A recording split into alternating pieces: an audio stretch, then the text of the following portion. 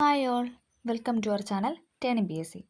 അപ്പോൾ നമ്മൾ ഇന്ന് പഠിക്കാനായിട്ട് പോകുന്നത് മറ്റൊരു ECRT ചാപ്റ്ററാണ്. 7ാം ക്ലാസ്സിലെ സോഷ്യൽ സയൻസിൻ്റെ ഇന്ത്യയിലൂടെ എന്നാണ് ചാപ്റ്ററിൻ്റെ പേര്. ചാപ്റ്ററിൻ്റെ പേരാണ് ഇന്ത്യയിലൂടെ. അപ്പം ഇമ്പോർട്ടൻ്റ് ആയ ഒരു ചാപ്റ്ററാണ്. നമ്മൾ ഓവറോൾ ഇന്ത്യനെ പറ്റിയാണ് പഠിക്കാൻ പോകുന്നത്. ഓക്കെ, അപ്പോൾ നമുക്ക് സ്റ്റാർട്ട് ചെയ്യാം. ആദ്യം തന്നെ ഒരു ഇൻട്രൊഡക്ഷൻ കൊടുത്തിട്ടുണ്ട്, നമുക്ക് ജസ്റ്റ് ഒന്ന് വായിക്കാം. വർഷത്തിൻ്റെ ഏറെ പങ്കും മഞ്ഞുറഞ്ഞ ദുർഘടമായ പർവ്വതനിരകൾ, വമ്പൻ നദികൾ, പകൽച്ചൂട് 50 ഡിഗ്രി സെൽഷ്യസിനും മുകളിലെത്തുന്ന ചുട്ടുപൊള്ളുന്ന മരുഭൂമി, ലോകത്തിലെ ഏറ്റവും കൂടുതൽ മഴ പെയ്യുന്ന സ്ഥലം, ഭൂപ്രകൃതിയിലും കാലാവസ്ഥയിലും മാത്രമല്ല കൃഷിയിലുമുണ്ട് വൈവിധ്യങ്ങൾ, ഗോതമ്പും ചോളവും കരിമ്പുമൊക്കെ കൃഷി ചെയ്യുന്ന വിശാലമായ സമതലങ്ങൾ, ഏലം, കുരുമുളക് തുടങ്ങിയ സുഗന്ധവിളകൾ വിളയുന്ന മലമടക്കുകൾ, തെങ്ങും നെല്ലും വളരുന്ന ദൈർഘ്യമേറിയ തീരദേശങ്ങൾ, നാടിൻ്റെ ഈ വൈവിധ്യങ്ങൾക്കൊത്ത് ജീവിതം ക്രമപ്പെടുത്തിയിട്ടുള്ള വ്യത്യസ്തരായ മനുഷ്യർ, അവർക്കിടയിൽ വ്യത്യസ്ത മതവിശ്വാസങ്ങൾ, ആചാരങ്ങൾ, ആഘോഷങ്ങൾ, ഭാഷ, ആഹാരം, വസ്ത്രം, പാർപ്പിടം എന്നിവയിലുമുണ്ട് വൈവിധ്യങ്ങൾ. ഇതെല്ലാം ചേരുന്നതാണ് എന്തെന്ന് പറയുന്നത് ഇന്ത്യ, നമ്മുടെ രാജ്യം അല്ലേ. അപ്പം ഇന്ത്യയിലെ എല്ലാ വൈവിധ്യങ്ങളായ കാര്യങ്ങളെക്കുറിച്ചാണ് ഫസ്റ്റ് തന്നെ ഇൻട്രൊഡക്ഷൻ നൽകിയിരിക്കുന്നത്. ഇന്ത്യയുടെ ഭൂപ്രകൃതി, നദികൾ, കാലാവസ്ഥ, മണ്ണ്, സസ്യജന്തുജാലങ്ങൾ, ഇതൊക്കെ നമ്മൾ പ്രീവിയസ് പറഞ്ഞായിരുന്നല്ലേ. മുന്നേ ഉള്ള ക്ലാസ്സിൽ നമ്മൾ ഇതിൻ്റെ ബേസ് കാര്യങ്ങളെല്ലാം ഡിസ്കസ് ചെയ്തായിരുന്നു. ഇനി അടുത്ത് നമ്മൾ പറയാൻ പോകുന്നത് ഇന്ത്യയുടെ സ്ഥാനമാണ്. അത് ഇമ്പോർട്ടൻ്റ് ആണ്. ഇന്ത്യയുടെ സ്ഥാനം ഭൂമധ്യ രേഖയ്ക്ക് വടക്ക് ഉത്തര അക്ഷാംശം 8 ഡിഗ്രി 4 മിനിറ്റ് മുതൽ 37 ഡിഗ്രി 6 മിനിറ്റ് വരെയാണ്. അപ്പം ഭൂമധ്യരേഖയ്ക്ക് വടക്ക് എന്താണ്? ഉത്തര അക്ഷാംശം 8 ഡിഗ്രി 4 മിനിറ്റ് മുതൽ 37 ഡിഗ്രി 6 മിനിറ്റ് വരെ. ഇമ്പോർട്ടൻ്റ് ആണ്, ഇത് ചോദിച്ചിട്ടുണ്ട്. 8 ഡിഗ്രി 4 മിനിറ്റ് മുതൽ 37 ഡിഗ്രി 6 മിനിറ്റ് വരെയാണ് എന്തെന്ന് പറയുന്നത് ഭൂമധ്യരേഖയ്ക്ക് വടക്ക് ഉത്തര അക്ഷാംശമായ ഇന്ത്യയുടെ സ്ഥാനം എന്ന് പറയും.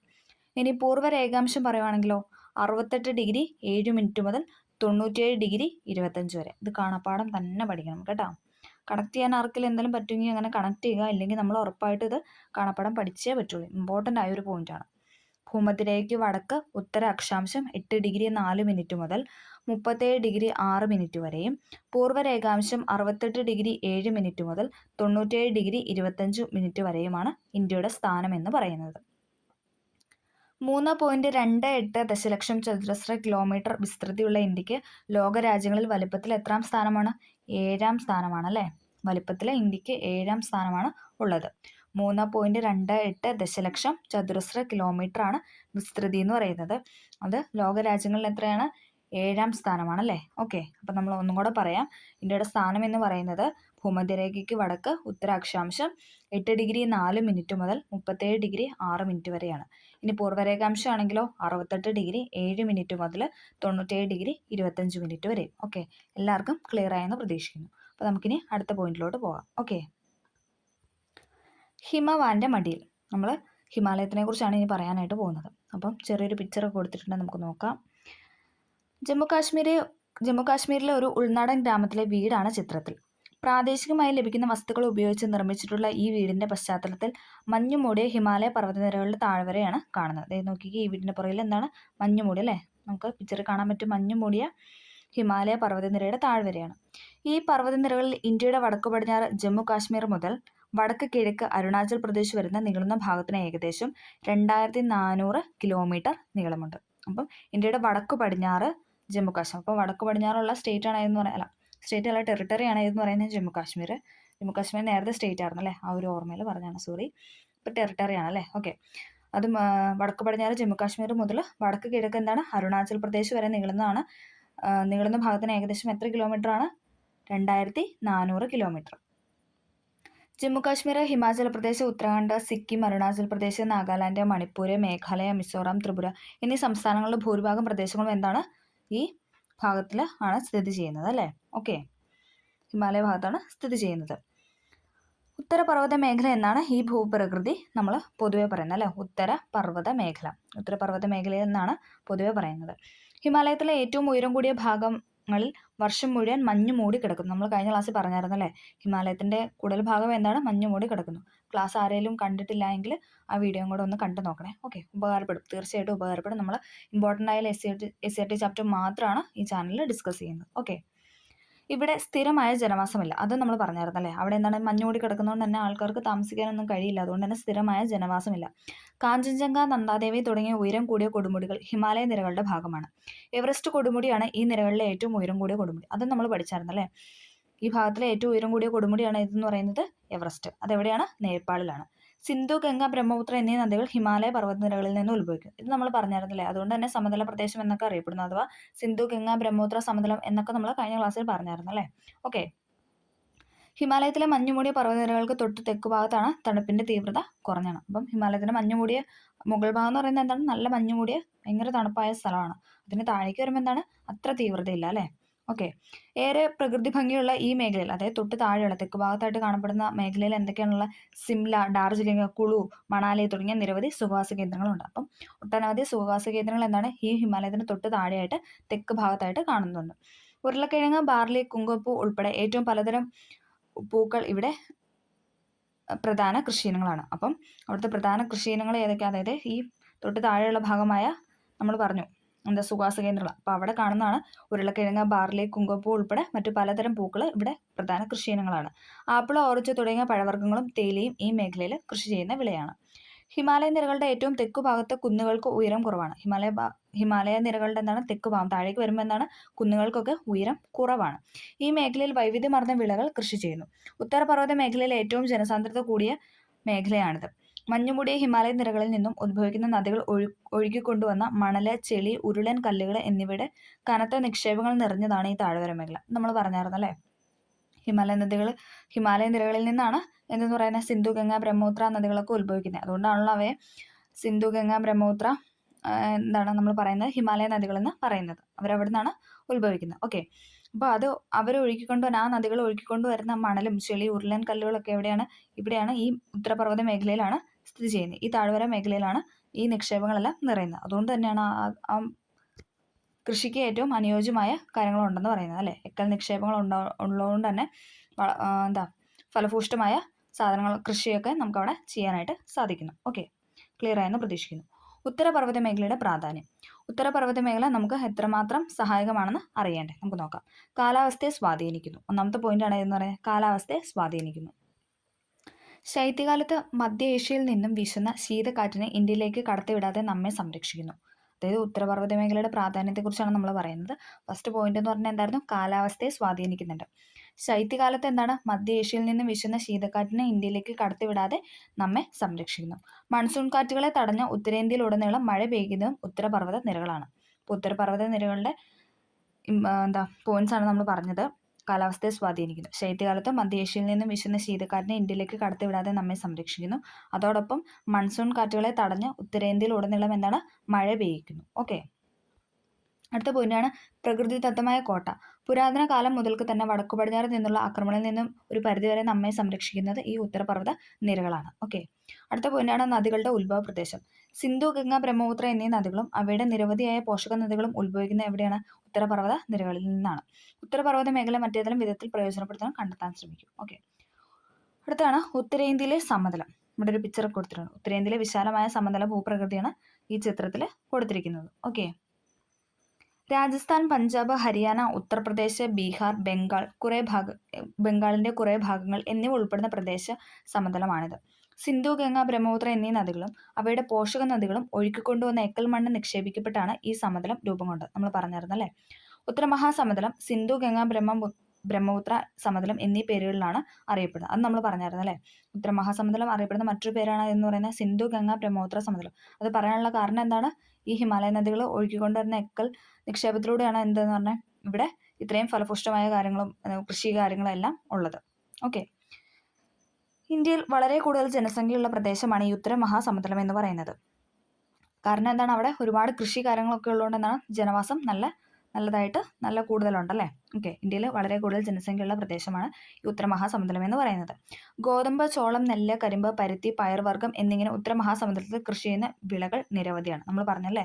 അപ്പം ഈ സിന്ധു, ഗംഗ, ബ്രഹ്മപുത്ര സമതലം വഴി, അതായത് ഇവരുടെ എക്കൽ നിക്ഷേപം വഴിയാണ് എന്തെന്ന് പറയുന്നത് നല്ല നമുക്ക് ഫലപുഷ്ടമായ കൃഷിയൊക്കെ ചെയ്യാൻ പറ്റുന്നത്. അപ്പോൾ അതുകൊണ്ട് തന്നെ ഗോതമ്പ്, ചോളം, നെല്ല്, കരിമ്പ്, പരുത്തി, പയർവർഗ്ഗം ഇതൊക്കെ നന്നായിട്ട് കൃഷി ചെയ്യുന്ന സ്ഥലമാണ് ഈ ഉത്തര മഹാസമുദ്രം എന്നറിയപ്പെടുന്നത്. ഓക്കെ. ഈ സമുദ്രത്തിന്റെ പടിഞ്ഞാറ് ഭാഗത്ത് മഴ തീരെ കുറഞ്ഞ അളവിൽ മാത്രമേ ലഭിക്കുന്നുള്ളൂ. അതുകൊണ്ട് തന്നെ ഇന്ത്യയുടെ വടക്ക് പടിഞ്ഞാറ് ഭാഗത്ത് സ്ഥിതി ചെയ്യുന്ന രാജസ്ഥാന്റെ മിക്ക പ്രദേശങ്ങളിലും മരുഭൂമിയാണ്. അല്ലെ, നമുക്കറിയാം താർ മരുഭൂമി അല്ലെ. മരുസ്ഥലി എന്നറിയപ്പെടുന്ന ഈ പ്രദേശത്ത് ജനവാസം തീരെ കുറവാണ്. അപ്പം ഈ ഉത്തരമഹാസമുദ്രത്തിന്റെ പടിഞ്ഞാറ് ഭാഗത്ത് എന്താണ്, മഴ തീരെ കുറവാണ് അല്ലെ. അപ്പൊ അതുകൊണ്ട് തന്നെ അവിടെ കൃഷിയൊന്നും വലിയ കാര്യമായിട്ട് നടക്കത്തില്ല. മാത്രമല്ല അവിടെ മരുഭൂമിയാണ് അല്ലെ, മരുഭൂമി പ്രദേശമാണ്. അയൽ സംസ്ഥാനങ്ങളിൽ ഗോതമ്പ്, ചോളം എന്നിവ വ്യാപകമായി കൃഷി ചെയ്യുമ്പോൾ ജോവർ, ബജ്ര തുടങ്ങിയ വിളകളാണ് രാജസ്ഥാനിൽ കൃഷി ചെയ്യുന്നത്. ജോവർ, ബജ്ര തുടങ്ങിയ വിളകളാണ് രാജസ്ഥാനിൽ കൃഷി ചെയ്യുന്നത്. കാരണം എന്താണ്, അവയ്ക്കൊന്നും അത്ര വെള്ളം ആവശ്യമില്ല. ഈ വിളകളുടെ വളർച്ചയ്ക്ക് വെള്ളം കുറഞ്ഞ അളവിൽ മതി. അതുകൊണ്ടാണ് എന്തെന്ന് പറയുന്നത്, ജോവർ, ബജ്ര എന്നീ കൃഷിയൊക്കെ നമ്മൾ ഈ രാജസ്ഥാനിൽ കൃഷി ചെയ്യുന്നത്. ഗോതമ്പ്, ചോളമൊന്നും അവിടെ കൃഷി ചെയ്യാനായിട്ട് സാധിക്കത്തില്ല. ഒരു രാജസ്ഥാൻ കാഴ്ച നമുക്ക് നോക്കാം. ഇന്ത്യയുടെ വടക്കു പടിഞ്ഞാറ് രാജസ്ഥാൻ സംസ്ഥാനത്തിന്റെ ഭൂരിഭാഗം പ്രദേശങ്ങൾ ഉൾക്കൊള്ളുന്ന ഉഷ്ണ മരുഭൂമിയാണ് താർ. നമ്മൾ പറഞ്ഞല്ലേ, താർ മരുഭൂമി. മഴ വളരെ വിരളമായ ഇവിടെ മുൾച്ചെടികളും കുറ്റിക്കാടുകളും സ്വാഭാവിക സസ്യജാലങ്ങൾ എന്നൊക്കെ കാണപ്പെടുന്നു. വിശാല മണൽപ്പരപ്പുകളും മണൽക്കുന്നുകളും ഇവിടുത്തെ പ്രത്യേകതയാണ്. ശുദ്ധജലത്തിന്റെ മൂല്യം നന്നായി അറിയുന്നവരാണ് രാജസ്ഥാനിലെ ജനങ്ങൾ. ശുദ്ധജലത്തിന്റെ മൂല്യം നന്നായി അറിയുന്നവരാണ് അവിടുത്തെ ആൾക്കാർ എന്ന് പറയുന്നത്. കേരളത്തിൽ 1-2 ദിവസം ലഭിക്കുന്നത്ര മഴയാണ് ആ സംസ്ഥാനത്ത് ഒരു വർഷം ആകെ ലഭിക്കുന്നത്. എന്തൊരവസ്ഥയാണല്ലേ. കേരളത്തിൽ 1-2 ദിവസം ലഭിക്കുന്ന മഴയാണ് രാജസ്ഥാനിൽ ഒരു വർഷം, അതായത് ഒരു ടോട്ടൽ ഒരു ഇയർ എടുത്തു കഴിഞ്ഞാൽ അവർക്ക് അത്രയും ജലമാണ് ആ ഒരു വർഷം കിട്ടുന്നത്. കിലോമീറ്ററുകൾ നീളുന്നവയാണ് കുടിവെള്ളത്തിനായുള്ള ഈ ഗ്രാമീണരുടെ യാത്രകൾ. ഓക്കെ, അടുത്ത് നമ്മൾ പറയാൻ പോകുന്നത് പീഠഭൂമി. പീഠഭൂമിയിലൂടെ ഒന്ന് സഞ്ചരിക്കാം. ഓക്കെ, ഉത്തരപർവ്വത മേഖലയിൽ നിന്നും ദക്ഷിണേന്ത്യയിലേക്ക് യാത്ര ചെയ്താൽ സമതല പ്രദേശം കടന്നെത്തുക വിശാലമായ ഒരു പീഠഭൂമി പ്രദേശത്തേക്കാണ്. അപ്പോൾ നമ്മൾ പർവ്വത മേഖലയായിരുന്നു പറഞ്ഞത്, അവിടെ നമ്മൾ ദക്ഷിണേന്ത്യയിലേക്ക് യാത്ര ചെയ്തല്ലേ. അപ്പോൾ നമ്മൾ എവിടെ എത്തി, പീഠഭൂമി പ്രദേശത്തേക്ക് എത്തി. മധ്യപ്രദേശ്, ജാർഖണ്ഡ്, ഛത്തീസ്ഗഡ് എന്നീ സംസ്ഥാനങ്ങളും കർണാടക, തമിഴ്നാട്, ആന്ധ്രാപ്രദേശ്, ഒഡീഷ, പശ്ചിമ ബംഗാൾ എന്നീ സംസ്ഥാനങ്ങളുടെ ചില പ്രദേശങ്ങളും ഉൾപ്പെട്ട ഈ പീഠഭൂമി പ്രദേശത്തെ ഉപദ്വീപീയ പീഠഭൂമി എന്നാണ് വിളിക്കുന്നത്. അപ്പം ഇത്രയും എല്ലാത്തിനെയും കൂടി നമ്മൾ എന്തെന്ന് പറയുന്നത്, ഉപദ്വീപീയ പീഠഭൂമി എന്നാണ് പറയുന്നത്. ഉപദ്വീപീയ പീഠഭൂമിയുടെ ഭാഗമാണ് ഡെക്കാൻ പീഠഭൂമി. ഉപദ്വീപീയ പീഠഭൂമിയുടെ ഭാഗമാണ് ഇതെന്ന് പറയുന്നത് ഡെക്കാൻ പീഠഭൂമി. ഈ പീഠഭൂമിയുടെ മിക്ക ഭാഗങ്ങളും പണ്ടെന്നോ ഒഴുകി പരന്ന ലാവ തണുത്തുറഞ്ഞാണ് രൂപം കൊണ്ടിട്ടുള്ളത്. പണ്ടെങ്ങാണ്ട് തണുത്തുറഞ്ഞ ലാവ ഉണ്ടായിട്ടാണ്, ലാവ തണുത്തുറഞ്ഞാണ് എന്തെന്ന് പറയുന്നത് ഈ ഉപദ്വീപീയ പീഠഭൂമിയൊക്കെ ഉണ്ടായത്. ഇത് പൊടിഞ്ഞുണ്ടായ കറുത്ത മണ്ണ് പരുത്തി കൃഷിക്ക് ഏറെ അനുയോജ്യമാണ് അല്ലെ. പരുത്തി കൃഷിക്ക് ഏറ്റവും അനുയോജ്യമായ മണ്ണാണ് ഇതെന്ന് പറയുന്നത് കറുത്ത മണ്ണ്. അതുകൊണ്ട് തന്നെ നമ്മൾ കറുത്ത പരുത്തി മണ്ണ് എന്നാണെന്നല്ലേ പറയുന്നത്, കറുത്ത പരുത്തി മണ്ണ്. വിന്ധ്യ, സത്പുര, ആരവല്ലി, പശ്ചിമഘട്ടം, പൂർവ്വഘട്ടം എന്നീ പർവ്വതനിരകൾ ഉപദ്വീപീയ പീഠഭൂമിയുടെ ഭാഗമാണ്. വിന്ധ്യ, സത്പുര, ആരവല്ലി, പശ്ചിമഘട്ടം, പൂർവ്വഘട്ടം എന്നീ പർവ്വതനിരകളൊക്കെ എന്താണ്, ഉപദ്വീപീയ പീഠഭൂമിയുടെ ഭാഗമാണ്. കേരളത്തിലെ ആനമുടിയാണ് ഈ മേഖലയിലെ ഏറ്റവും ഉയരം കൂടിയ കൊടുമുടി. വിവയിക്കുവാണല്ലേ, കേരളത്തിലെ ആനമുടിയാണ് ഇതെന്ന് പറയുന്നത് ഉപദ്വീപീയ പീഠഭൂമിയിലെ ഏറ്റവും ഉയരം കൂടിയ കൊടുമുടി എന്ന് പറയുന്നത്. ഓക്കെ, പരുത്തി, പയർവർഗ്ഗങ്ങൾ, നിലക്കടല, കരിമ്പ്, ചോളം, റാഗി, മുളക് എന്നീ വിളകളാണ് പീഠഭൂമി പ്രദേശത്തെ പ്രധാന കൃഷി.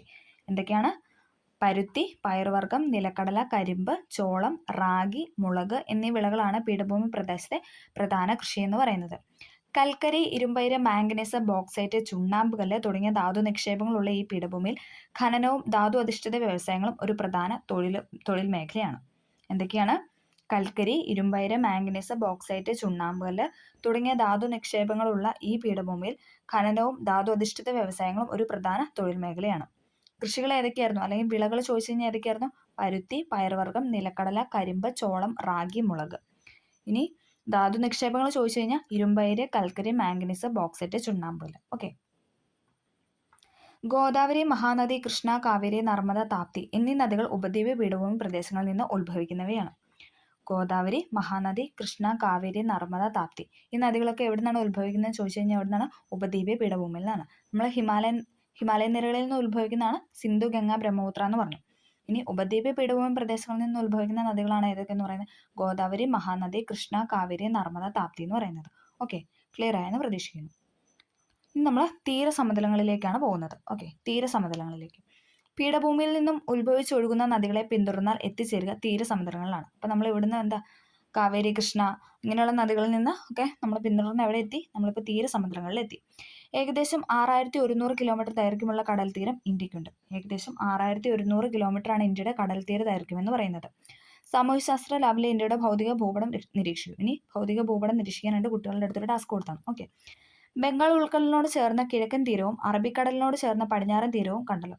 പടിഞ്ഞാറൻ തീരസമതലത്തിന് വീതി കിഴക്കൻ തീരത്തെ അപേക്ഷിച്ച് കുറവാണ്. പിവയ്ക്കുവാണ് എന്താണ്, പടിഞ്ഞാറൻ തീരസമതലത്തിന് വീതി കിഴക്കൻ തീരസമതലത്തെ അപേക്ഷിച്ച് കുറവാണ്. പടിഞ്ഞാറൻ തീരസമതലത്തിൻ്റെ വീതി കിഴക്കൻ തീരത്തെ അപേക്ഷിച്ച് കുറവാണ്. ഓക്കെ, അപ്പോൾ പടിഞ്ഞാറ് ശരിക്കും കുറവാണ് അല്ലേ. ഈ സമുദ്രത്തിൻ്റെ ഭാഗമായ കേരള തീരത്ത് നിരവധി കായലുകളുണ്ട്. നെല്ല്, തെങ്ങ് എന്നിവ പടിഞ്ഞാറൻ തീരത്തെ പ്രധാന കാർഷിക വിളയാണ്. കിഴക്കൻ തീരസമുദ്രത്തിലെ കാവേരി, കൃഷ്ണ, ഗോദാവരി, മഹാനദി തടങ്ങളിൽ വ്യാപകമായി നെല്ല് കൃഷി ചെയ്യുന്നുണ്ട്. കിഴക്കൻ തീരസമുദ്രത്തിലെ നദികളാണ് ഏതൊക്കെ എന്താണ്? കാവേരി, കൃഷ്ണ, ഗോദാവരി, മഹാനദിക്ക്. അപ്പോൾ അവരുടെ തടങ്ങളിലൊക്കെ എന്താണ്? വ്യാപകമായിട്ട് നെല്ല് കൃഷി ചെയ്യുന്നുണ്ട്. മത്സ്യബന്ധനമാണ് തീരത്തെ ജനങ്ങളുടെ പ്രധാന തൊഴിൽ. നമുക്കറിയാം അല്ലേ, മത്സ്യബന്ധനമാണ് ഈ നദീതീരത്തെയൊക്കെ ജനങ്ങളുടെ പ്രധാന തൊഴിൽ എന്ന് പറയുന്നത്. ഇനി നമ്മൾ പവിഴ ദ്വീപുകളാണ് പറയുന്നത്. ഇതേ പോയിന്റ് നമ്മൾ കഴിഞ്ഞ ക്ലാസ്സിലൊന്ന് പറഞ്ഞായിരുന്നു, എങ്കിലും എല്ലാവർക്കും ഒന്ന് റിവിഷനായിട്ട് ഒന്നും കൂടെ നമുക്കൊന്ന് പറയാം. ഉഷ്ണമേഖലയിലെ സമുദ്രങ്ങളിൽ കാണപ്പെടുന്ന കോറൽ പോളിപ്പുകൾ എന്ന ചെറു സമുദ്രജീവികളുടെ കാൽസ്യം സ്രാവം അടിഞ്ഞുകൂടി പവിഴപ്പുറ്റുകൾ രൂപം കൊള്ളുന്നു. വിവിധ ആകൃതികളിൽ കാണപ്പെടുന്ന ഈ പവിഴപ്പുറ്റുകൾക്ക് മേൽ ദ്വീപുകൾ രൂപപ്പെടുന്നു. ഇന്ത്യയിൽ ഉൾപ്പെട്ട ലക്ഷദ്വീപും ആൻഡമാൻ നിക്കോബാറിലെ ചില ദ്വീപുകളും ഇത്തരത്തിൽ രൂപപ്പെട്ട പവിഴ ദ്വീപുകളെ കുറിച്ചാണ് നമ്മൾ പറഞ്ഞത്. ശക്തമായ തിരയിൽ നിന്ന് ഈ ദ്വീപുകളെ സംരക്ഷിക്കുന്ന പവിഴപ്പുറ്റുകളാണ്. ഒന്നും കൂടെ പറയാം. ഉഷ്ണമേഖലയിലെ സമുദ്രങ്ങളിൽ കാണപ്പെടുന്ന കോറൽ പോളിപ്പുകൾ എന്ന ചെറു സമുദ്രജീവികളുടെ കാൽസ്യം സ്രാവം അടിഞ്ഞുകൂടിയിട്ടാണ് എന്തെന്ന് പറയുന്നത് ഈ പവിഴപ്പുറ്റ് രൂപം കൊള്ളുന്നത്. വിവിധ ആകൃതികളിൽ കാണപ്പെടുന്ന ഈ പവിഴപ്പുറ്റ് മേൽദ്വീപുകൾ രൂപപ്പെടുന്നു.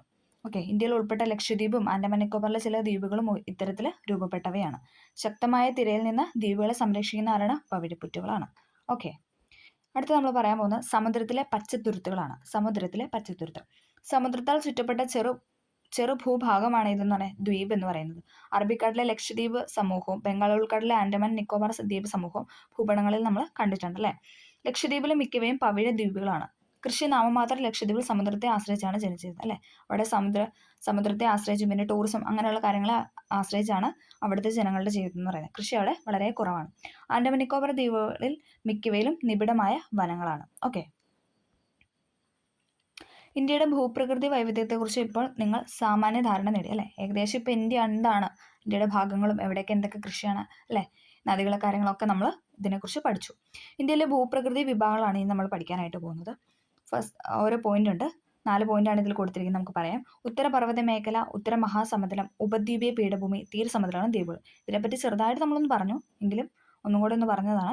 ഉത്തരപർവ്വത മേഖല, ഉത്തര മഹാസമുദ്രം, ഉപദ്വീപീയ പീഠഭൂമി, തീരസമുദ്രങ്ങളും ദ്വീപുകളും. ഓക്കെ, ഇനി ഇന്ത്യയുടെ ഭൂപടവും കാര്യങ്ങളൊക്കെ കൊടുത്തിട്ടുണ്ടായിരുന്നു, അതൊന്നും നമുക്ക് വേണ്ട. ഇനി അടുത്ത പോയിന്റാണ് ഗംഗാ നദിക്കരയിലെ വാരണാസിയുടെ ദൃശ്യമാണ് നമ്മൾ ഈ പിക്ചറിൽ കാണുന്നത്. വാരണാസിയുടെ ദൃശ്യം. ഓക്കെ, വാരണാസി പട്ടണം രൂപം കൊള്ളുന്നതിൽ ഈ നദിയുടെ സ്വാധീനം എത്രമാത്രം ഉണ്ടായിരിക്കും നമുക്കൊന്ന് നോക്കാം. സിന്ധു, ഗംഗ, ബ്രഹ്മപുത്ര എന്നീ നദികളും അവയുടെ പോഷക നദികളുമാണ് ഉത്തരേന്ത്യയിലെ പ്രധാനപ്പെട്ട ജലസ്രോതസ് എന്ന് പറയുന്നത്.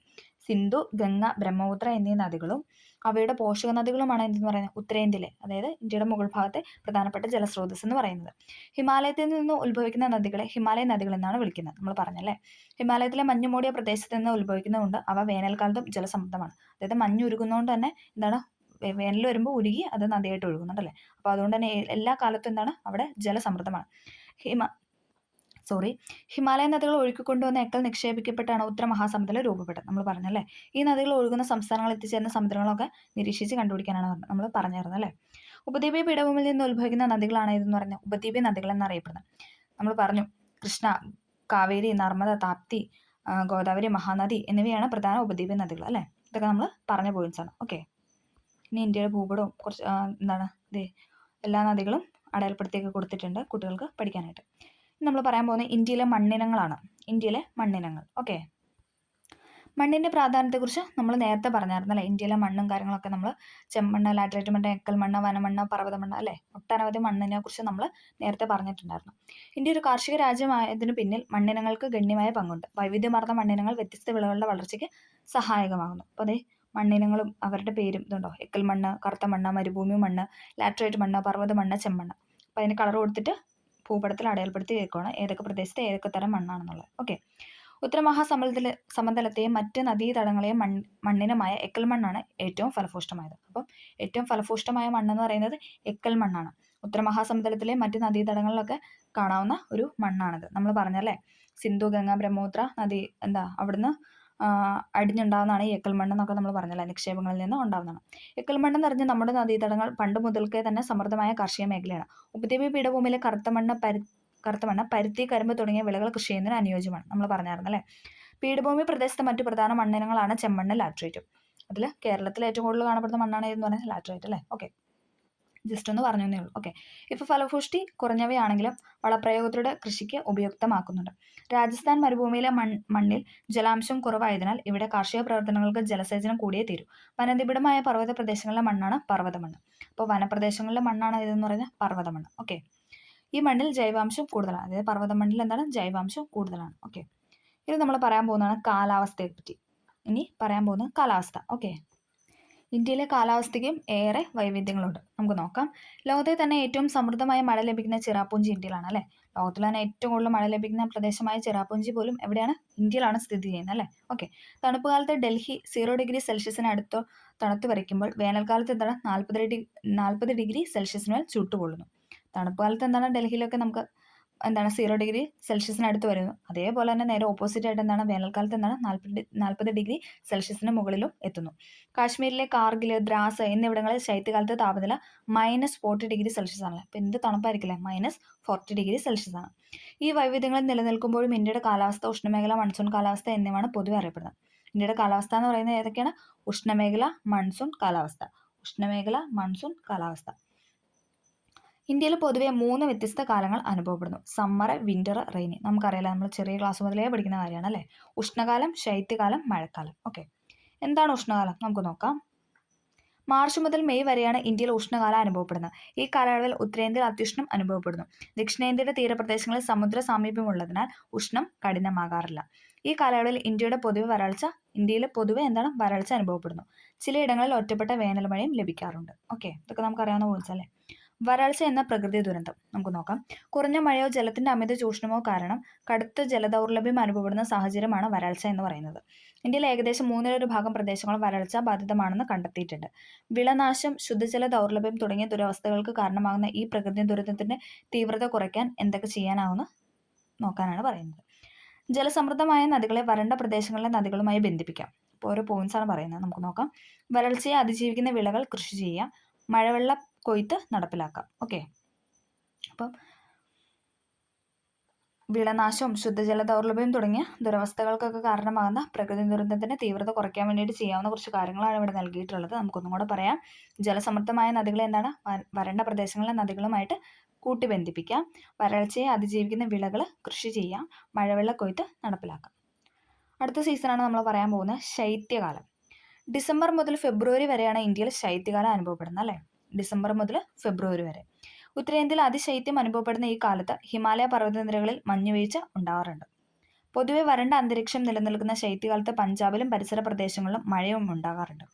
ഇത് ഗോതമ്പ് കൃഷിക്ക് അനുയോജ്യമാണ്.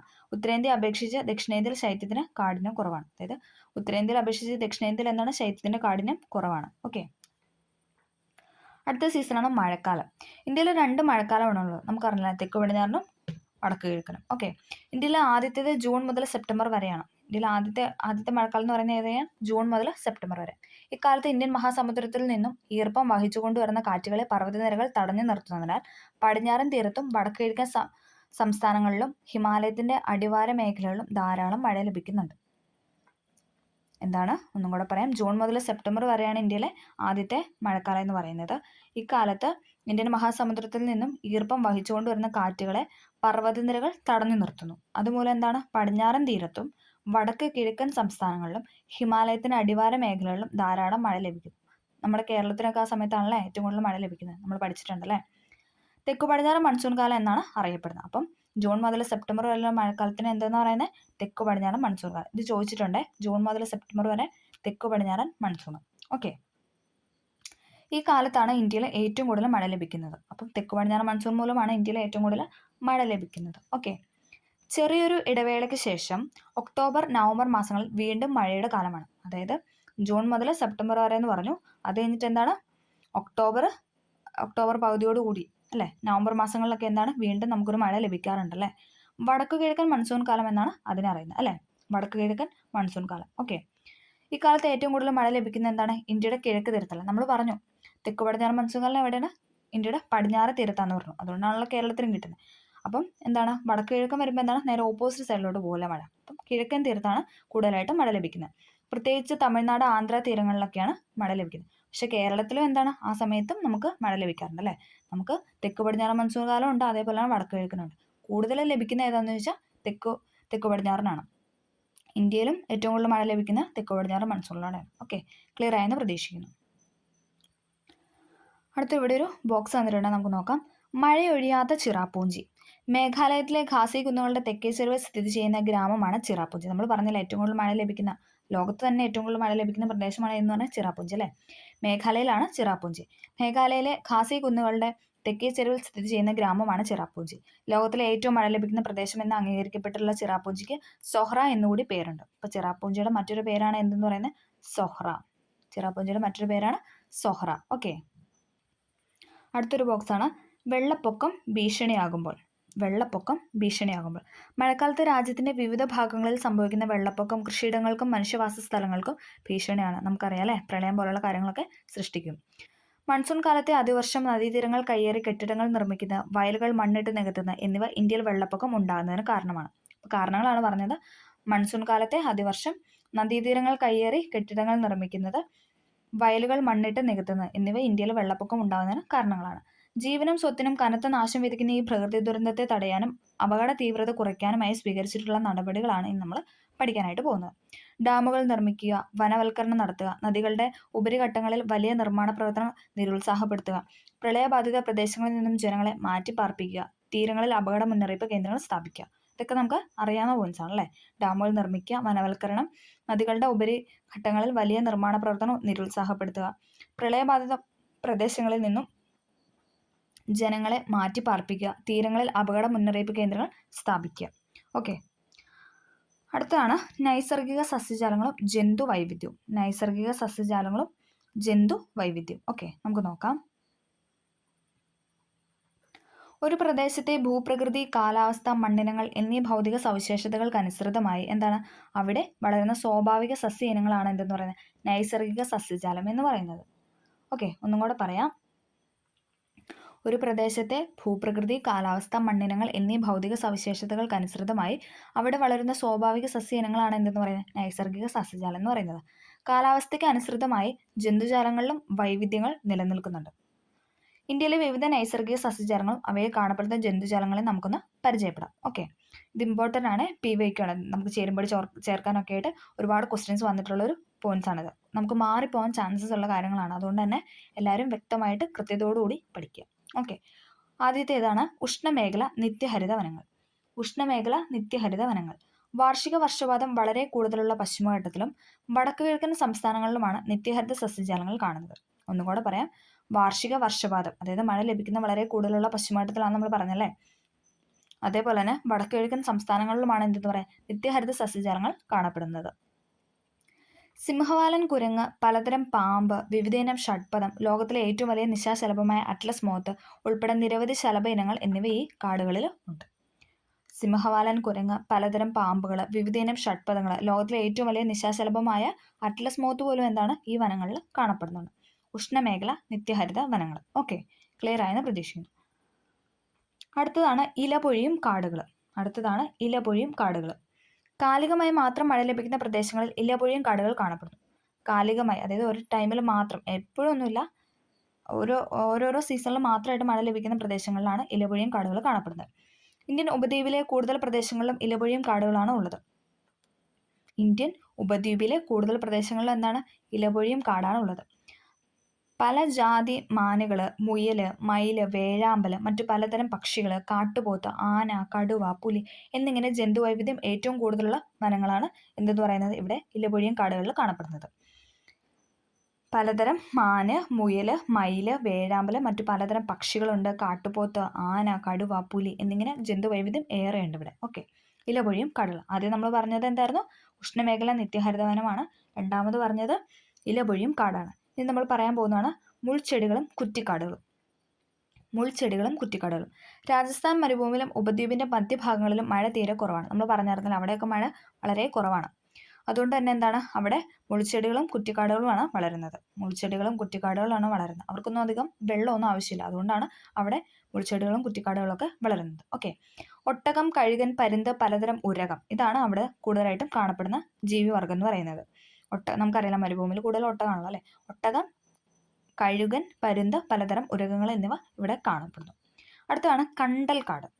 അടുത്തത് നമ്മൾ പറയാൻ പോകുന്നതാണ് കണ്ടൽക്കാട്. ഉപ്പുരസമുള്ള മണ്ണിൽ വളരുന്ന പ്രത്യേകതരം സസ്യജാലങ്ങളാണ് കണ്ടൽക്കാട് എന്ന് പറയുന്നത്. വൈക്കുവാണേ. ഉപ്പുരസമുള്ള മണ്ണിൽ വളരുന്ന പ്രത്യേകതരം സസ്യജാലങ്ങളാണ് എന്തെന്ന് പറയുന്നത് കണ്ടൽക്കാട് എന്ന് പറയുന്നത്. നദീമുഖങ്ങളിലും സമുദ്രതീരങ്ങളിലും കരയിടിച്ചിലിനെ ചെറുക്കുന്നത് കണ്ടൽക്കാടുകളാണ്. ഇതുണ്ടോ, കുറ്റിക്കാട് പോലെ ഇങ്ങനെ നിൽക്കുന്നതാണ് അല്ലേ. പശ്ചിമ ബംഗാളിലെ കണ്ടൽക്കാടുകളാണ് ബംഗാൾ കടുവയുടെ ആവാസ കേന്ദ്രം എന്ന് പറയുന്നത്. പശ്ചിമ ബംഗാളിലെ കണ്ടൽക്കാട് എന്ത് പറയുന്നത് ബംഗാൾ കടുവയുടെ ആവാസ കേന്ദ്രം എന്ന് പറയുന്നത്.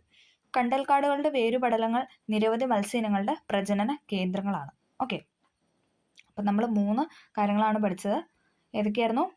മുൾച്ചെടികൾ, കുറ്റിക്കാടുകൾ, ഇലപൊഴിയൻ കാട്, പിന്നെന്താണ് പഠിച്ചത്? ഉഷ്ണമേഖല നിത്യഹരിത വനങ്ങൾ. അത് കഴിഞ്ഞ് നമ്മൾ പറഞ്ഞ പോയിന്റാണ് കണ്ടൽക്കാട്. ഇനി പറയാൻ പോകുന്നതാണ് പർവ്വത വനങ്ങൾ. ഉയരം കൂടിയ പ്രദേശങ്ങളിൽ കാണുന്ന സ്തൂപികാഗ്ര വൃക്ഷങ്ങളും അതിശൈത്യമുള്ള പർവ്വതങ്ങളിലെ പായൽവർഗ്ഗ സസ്യങ്ങളും പർവ്വത വനങ്ങളിൽ പെടുന്നു. കസ്തൂരിമാന്, വരയാട്, ഹിമപ്പുലി തുടങ്ങിയ അപൂർവ ജീവികളുടെ ആവാസ കേന്ദ്രമാണ് ഈ പർവ്വതവനം എന്ന് പറയുന്നത്. ഇത് പശ്ചിമഘട്ടത്തിൽ ഉയർന്ന പ്രദേശങ്ങളിലും വരയാട് കാണപ്പെടുന്നു. പശ്ചിമഘട്ടത്തിന്റെ ഉയർന്ന പ്രദേശങ്ങളിൽ വരയാടും കാണപ്പെടുന്നു. ഓക്കെ, ഒന്നും കൂടെ പറയാം.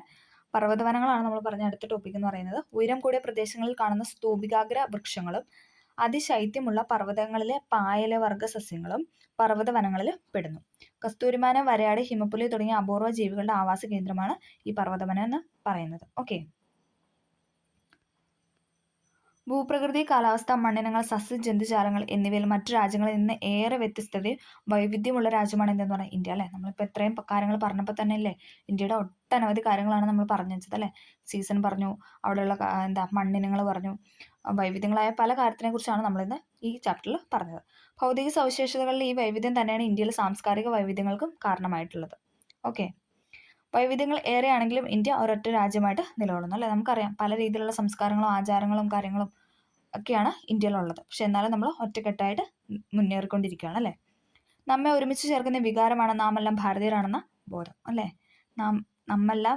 നമ്മളെല്ലാവരും എന്താണ് ഒരുമിച്ച് ചേർക്കുന്ന വികാരമാണ് നാമെല്ലാം ഭാരതീയരാണെന്നുള്ള നമ്മുടെ ബോധം എന്ന് പറയുന്നത്. ഓക്കെ, അപ്പോൾ ഇതോടുകൂടി എന്താണ് ഈ ചാപ്റ്റർ തീർന്നിട്ടുണ്ട്. പിവൈക്കായിട്ട് ചോദിച്ചിട്ടുള്ള കാര്യങ്ങളെല്ലാം ഞാൻ റിപ്പീറ്റ് ചെയ്ത് പിന്നെയും പറഞ്ഞിട്ടുണ്ട്. അപ്പം എല്ലാവർക്കും ക്ലാസ് ഇഷ്ടമായെന്ന് പ്രതീക്ഷിക്കുന്നു. ഇഷ്ടമായെങ്കിൽ തീർച്ചയായും ലൈക്ക് ചെയ്ത് സപ്പോർട്ട് ചെയ്യുക. Okay, thank